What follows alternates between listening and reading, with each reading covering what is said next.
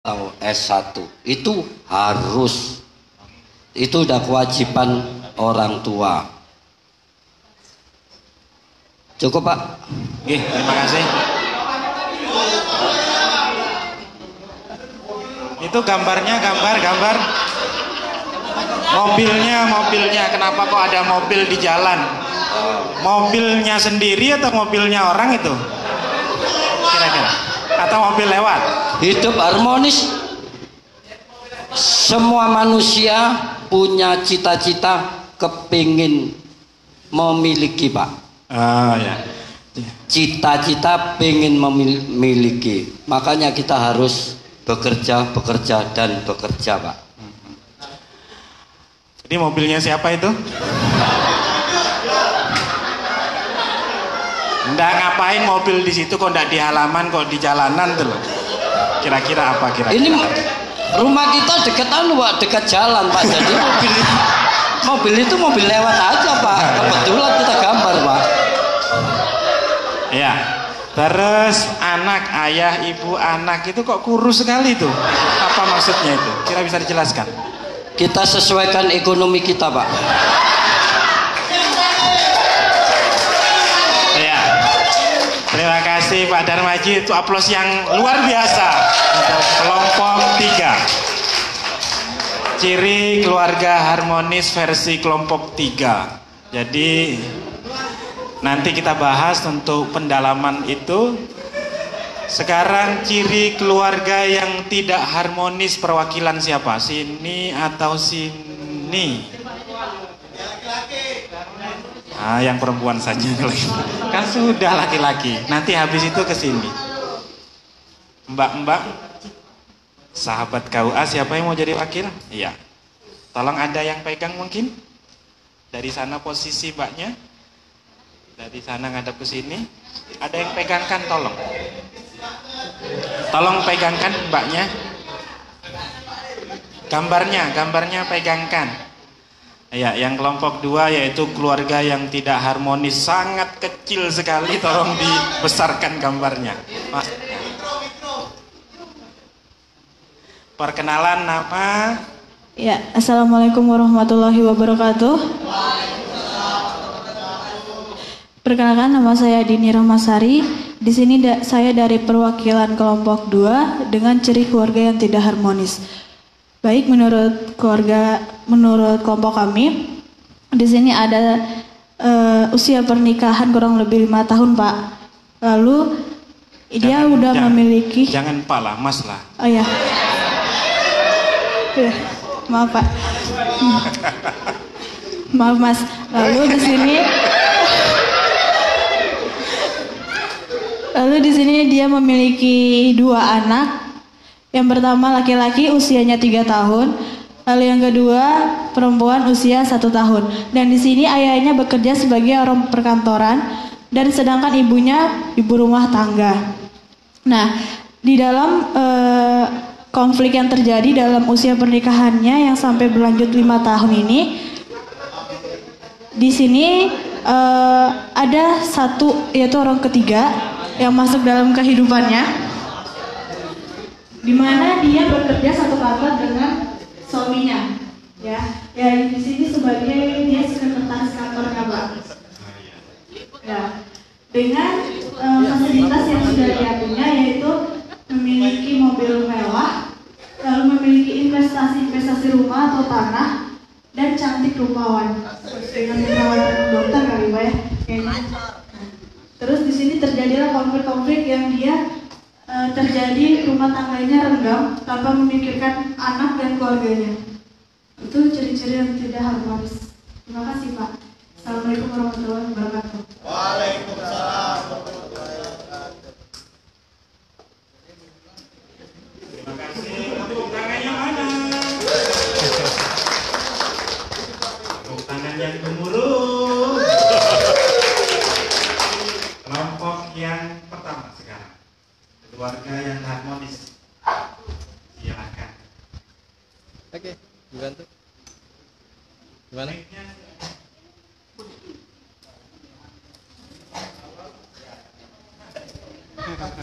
Assalamualaikum warahmatullahi wabarakatuh. bukan yang ada di kelompok 1.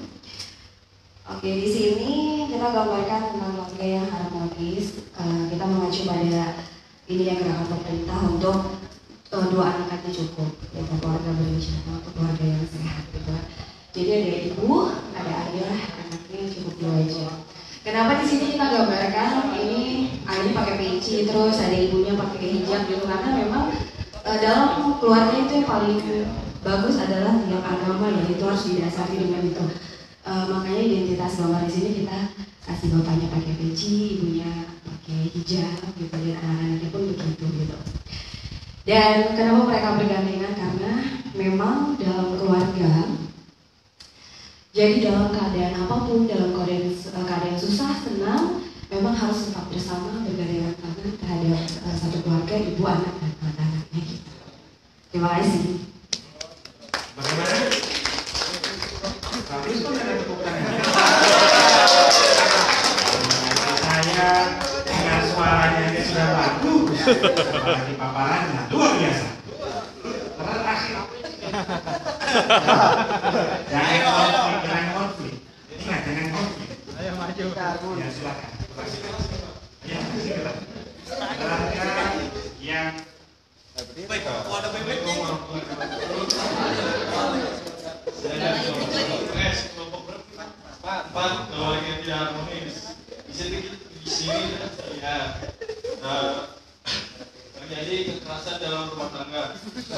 Biasa kita lihat di TV atau di reportase sekarang banyak terjadi istri dibantu sama suami. Atau sebaliknya. Ya, latar belakangnya bukan hanya ekonomi. Kita lihat kan bisa punya rumah, ada halaman yang luas, berarti kan untuk ukuran orang mapan.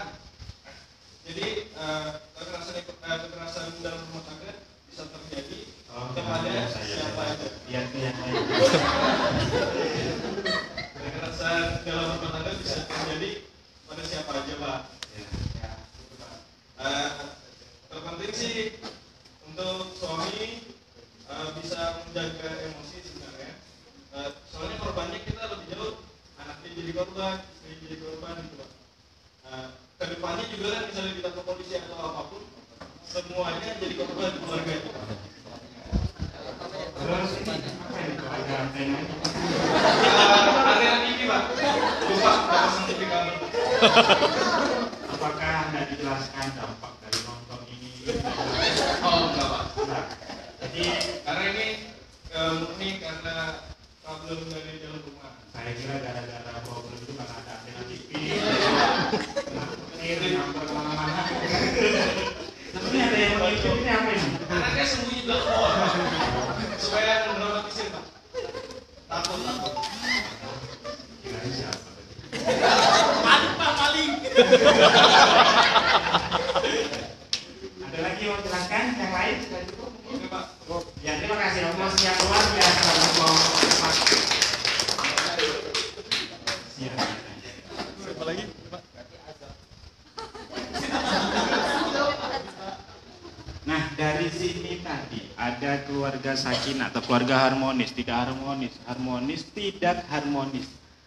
Ada beberapa poin yang dapat saya mungkin yang saya tangkap, mungkin teman-teman nanti sahabat-sahabat KUA kalau ada yang menambahkan silahkan. Ada poin yang pertama tadi di Pak Darmaji tadi, itu yang saya tangkap adalah bahasa Arabnya kona'ah, rimo opo onoe, terima apa adanya, rimo pandume gusti, rimo eng pandum. Nah, bahasa Jawanya mungkin seperti itu. Jadi digambarkan di sana bahwa karakter berpikir kita adalah kona'ah, tapi kona'ah dalam arti yang positif. Ini ada sebuah kaidah. Kaidahnya begini, di dalam kitab Apailah As-Sakandari. Kenal Pak As-Sakandari? As-Sakandari? Tidak kenal, tidak kenal. Beliau adalah ulama pengarang kitab Al-Hikam. Ada kitab Ihya Ulumuddin. Kalau di pesantren 6 tahun biasanya ngajinya. Di bawahnya Ihya, ringkasan Ihya ada namanya kitab Hikam. Pengarangnya adalah Athaillah As-Sakandari. Di antaranya adalah judulnya yang berkaitan dengan itu di sini, bahwa ada sebuah kaidah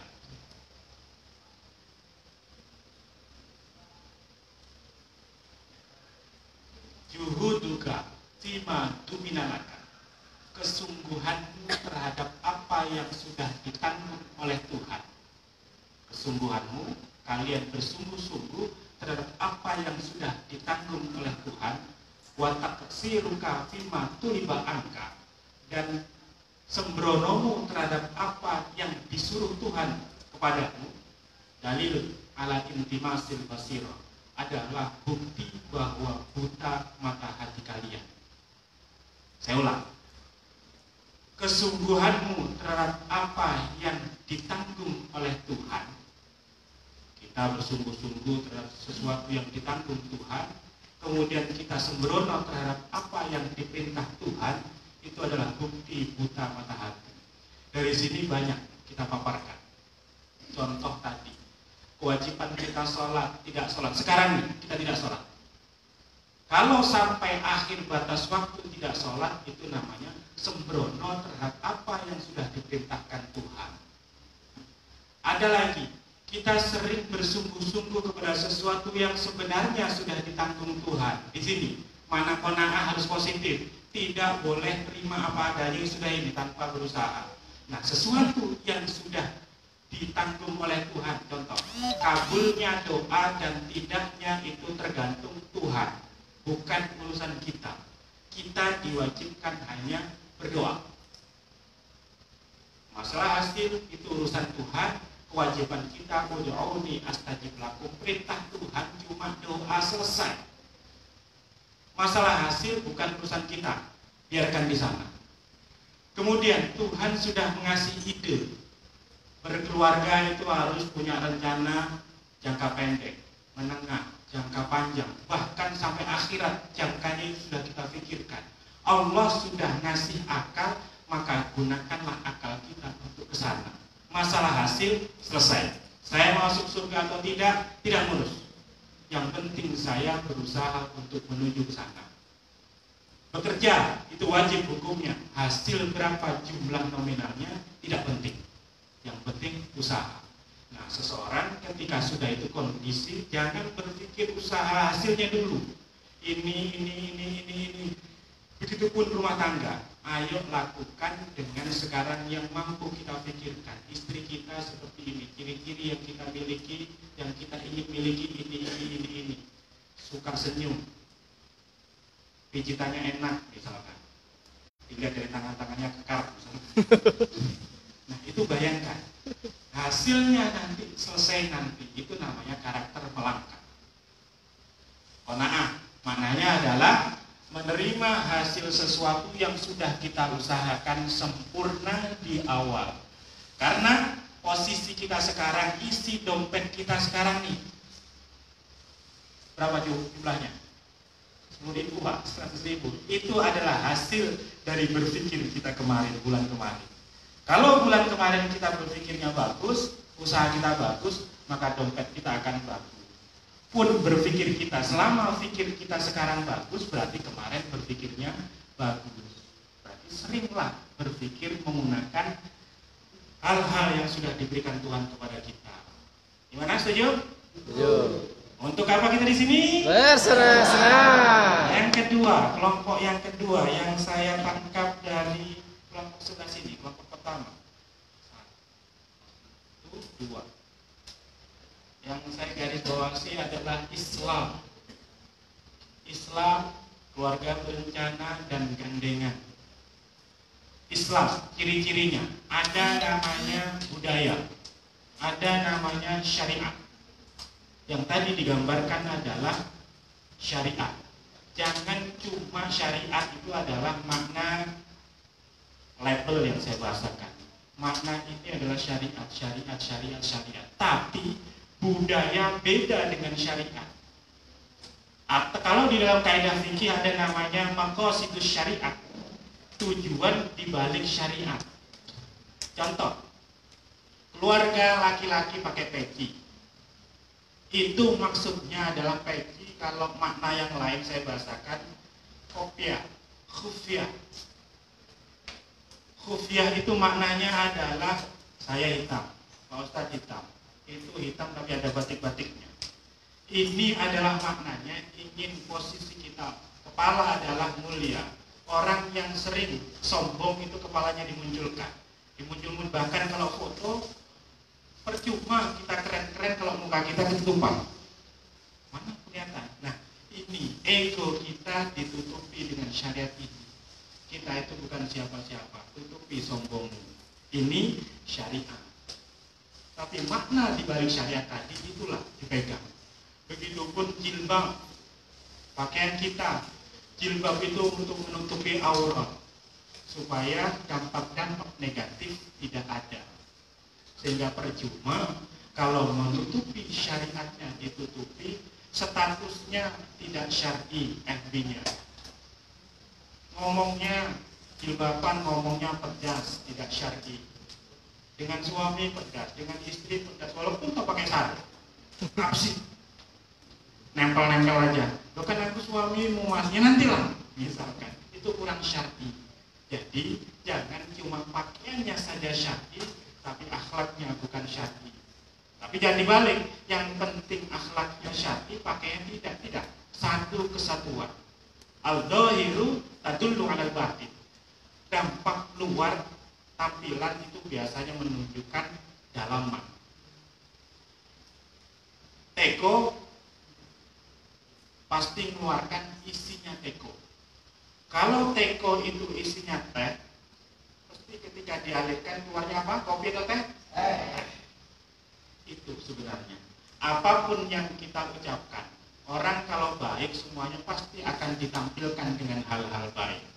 Saya datang ke sini, milih baju yang paling bagus. Menurut saya, ini yang paling mahal saya milih gini. Ini harganya 250.000 nih, yang atas. Yang bawah ini baju bagian penghulu. Ini yang saya pakai ini hampir 1 juta berarti. Karena jahitnya mahal yang bawah ini.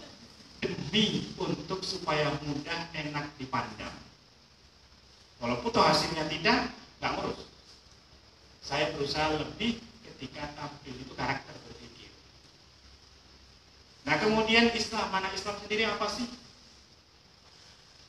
Ketika berkeluarga, Islam terambil dari kata salam, sin, lam, mim, selamat, selamat pagi, assalamualaikum, dan seterusnya.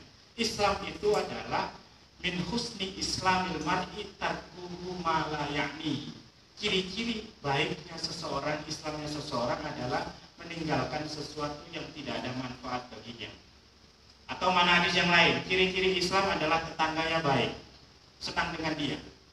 Atau makna yang luas, untuk mengenal siapa diri kita, kenalilah teman-teman kita. Atau simpelnya, kalau ingin kenal di Facebook, lihatlah teman-temannya, lihatlah postingannya, bagaimana karakter berpikirnya dia. Di situ sudah kelihatan. Teko pasti mengeluarkan teh yang ada di dalam teko. Itu Islam.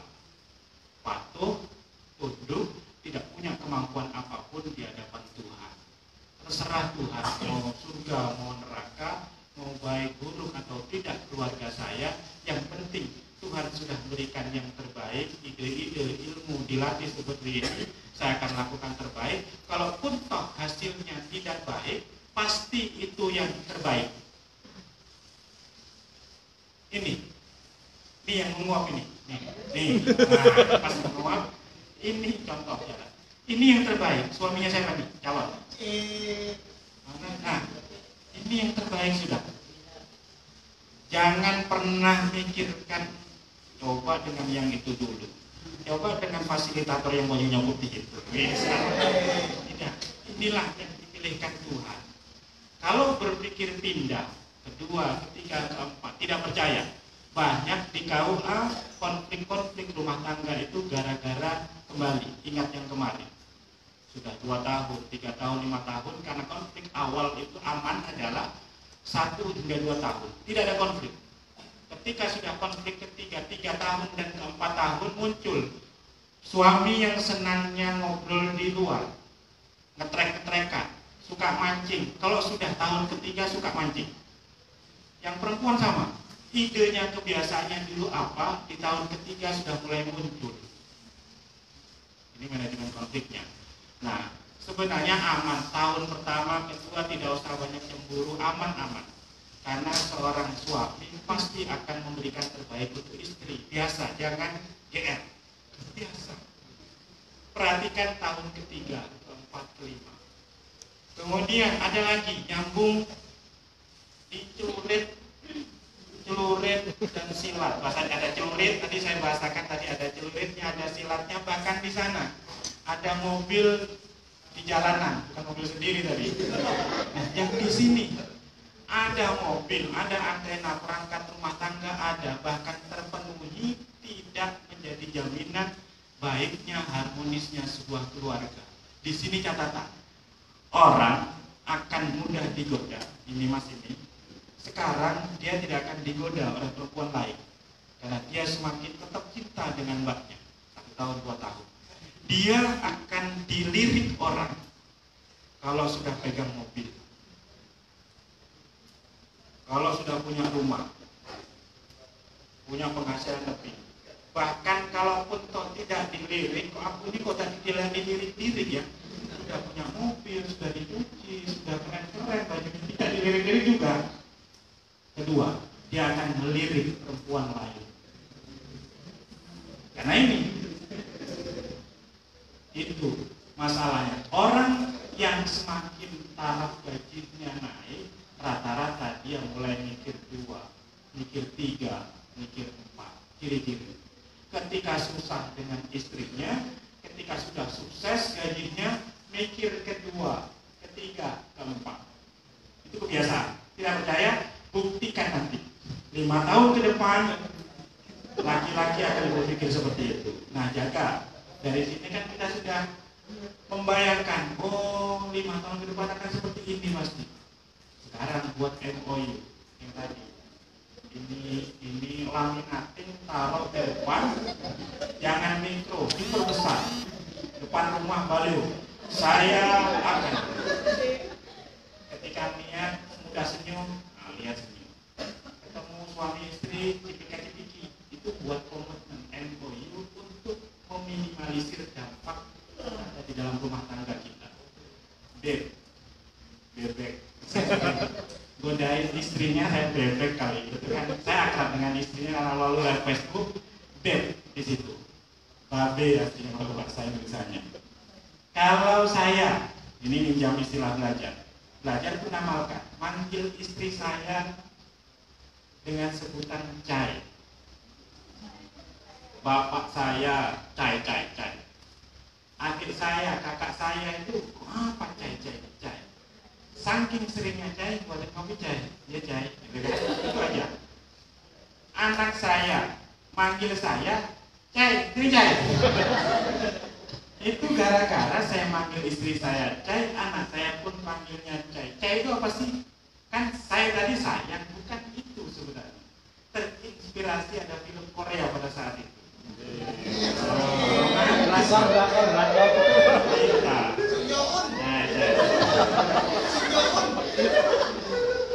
Itulah sehingga cai diplesetkan cai maksudnya cinta Korea pada saat itu, saking cinta namanya bukan cai sampai sekarang.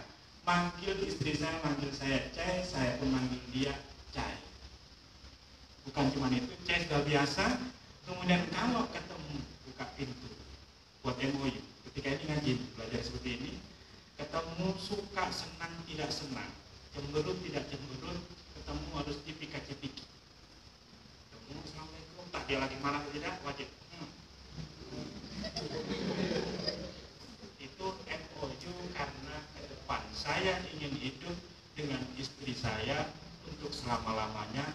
Saya tidak akan pernah menyakiti istri saya, apalagi nikah 2, nikah 3, nikah 4, jauh dalam benak saya, karena posisi istri saya adalah teman yang terbaik di dalam hidup saya. Dari sekian teman yang ada, ini teman yang terbaik. Saya tidak akan pernah Aplaus.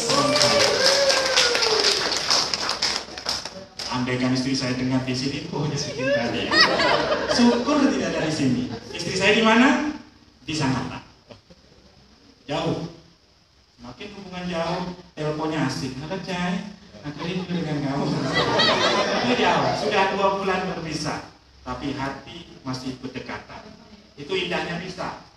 Ketemu, gairah tadi, komitmen, gairah, api membara tadi, semakin ketemu seperti pengantin baru lagi.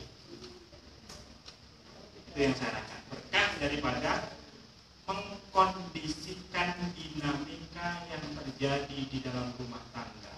Sebenarnya konflik itu biasa. Tapi bagaimana kita memanajemeni konflik? Kalau mau naik kelas, ujian. Kalau tidak mau naik kelas, tidak usah sekolah. Kalau pengen punya uang, kerja, capek dulu. Itu hukum alam. Jadi kalau semakin romantis, ketika ada masalah, berarti otomatis nanti kedepannya romantis. Setelah romantis, pasti tidak romantis. Itu kondisi. Nah, saya kira itu saja dari kami. Terlalu banyak cerita. Kalau ada masukan lagi sebelum saya tutup? Ada tambahan?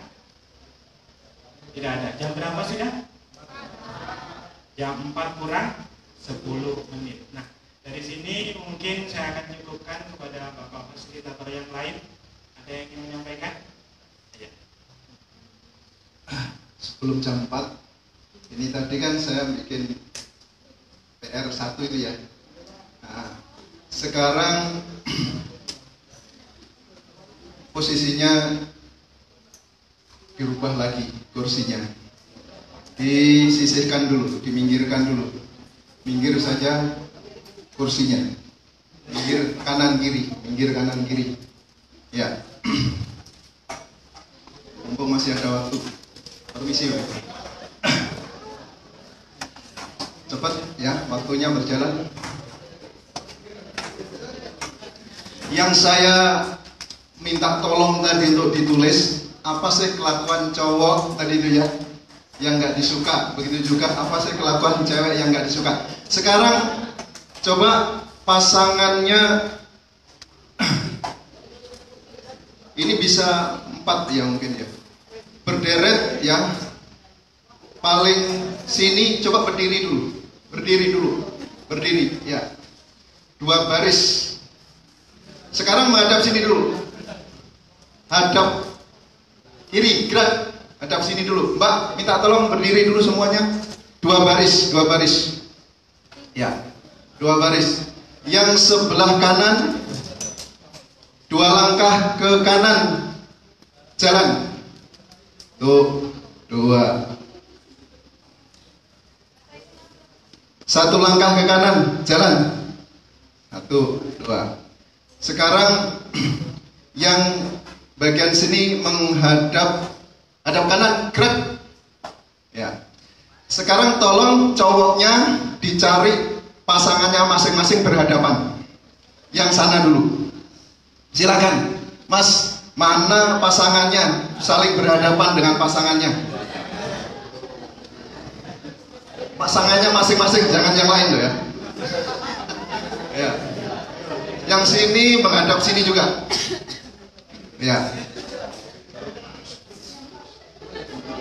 Silakan menghadap sini, Mbak. Yang sini juga saling berhadapan dengan pasangan. Cepat ya. Waktunya sudah sore. Ya. Cepat. Cari pasangannya, jangan terlalu mepet.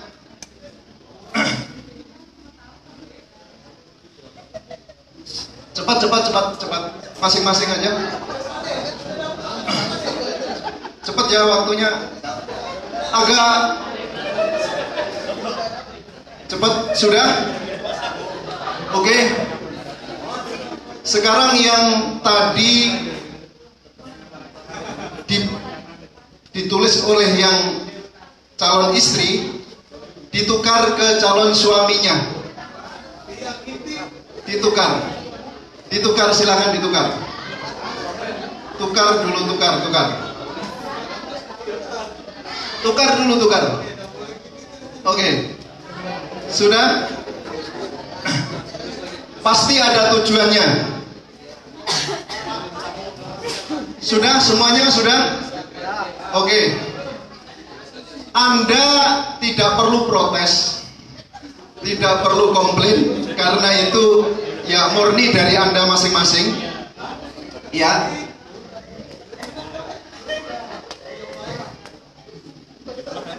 Coba saya pengen tanya, Mas, namanya siapa?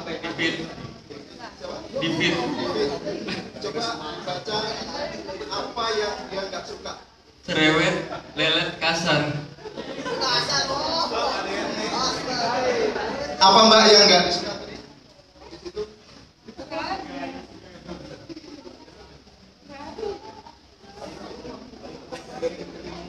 Loh, tadi kan saya katakan bagi cewek tulis apa sih yang nggak disuka kelakuan cowoknya, cowok bukan cowoknya ya. Kemudian yang cowok apa sih yang nggak disuka kelakuan cewek, kan gitu. Kenapa ini perlu? Ini untuk memulai berumah tangga supaya ada komitmen. Komitmen apa? Komitmen mulai saat ini untuk tidak dilakukan. Gimana? Sepakat nggak? Sepakat nggak? Nah, contoh, saya sering menanyai kepada calon mempelai perempuan, Mbak, apa sampean sejak dulu sampai sekarang yang nggak disuka cowok itu? Perokok, Pak. Misalnya begitu ya jawabannya. Ketika tahunya setelah jadi suami istri, kebetulan suaminya perokok berat. Maunya istrinya, coba lah Mas dikurangi rokoknya, kan bisa hemat, bisa untuk nabung, bisa tambah untuk kesehatan, ya kan? Kan gitu Mbak ya? Ya, apa jawaban suaminya? Mending aku nggak makan daripada gak rokok. Iya nggak? Iya, karena tidak ada komitmen ketika sebelum nikah. Tapi kalau memang sudah ada komitmen mulai sekarang, diusahakan semaksimal mungkin apa yang menjadi komitmen untuk tidak dilakukan yang negatif-negatif itu. Gimana, sepakat? Sepakat. Oleh sebab itu, Mbak ya, terutama yang di sini nih kelihatannya belum serius. Oleh sebab itu gimana? Ketika nanti ternyata yang menjadi komitmen saat ini di dalam perjalanannya kok dilanggar, maka cukup ditunjukkan lagi, dulu tanggal 9 Oktober di rumah jabatan ketua DPRD ini loh komitmennya gimana, ya enggak? Sepakat?